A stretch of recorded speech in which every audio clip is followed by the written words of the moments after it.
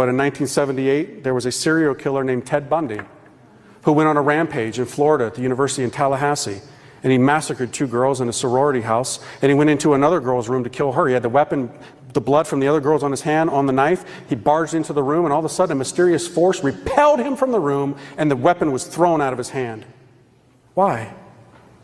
Well, the girl in that dorm that night had fallen asleep with a rosary in her hand. Before she went off to college, she said to her mother that I promised to pray the rosary every night before I go to bed as for protection. Well, that night, as often happens, if you try and leave it to the end of the day, you're going to fall asleep. She fell asleep. When the cops came, they saw the girl in a basically catatonic state. She was like paralyzed with fear. She said she didn't want to talk to anybody but a priest. They got a priest, a Monsignor came, and she told the priest that what she had told her mother about making that promise. Years later, when Ted Bundy was on death row, he asked to speak to a priest. Guess which priest came? The same one. And they had a little conversation. And Ted Bundy said to him, you know, there's something I don't understand.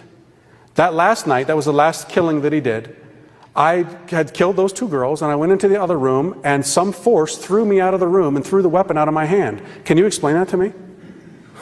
Actually, I can. That's what the priest said. He said, I talked to that girl that night.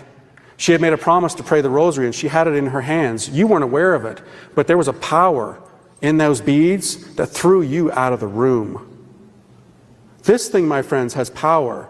Saints of old would simply lay it on people who were possessed, and demons would shriek out of them.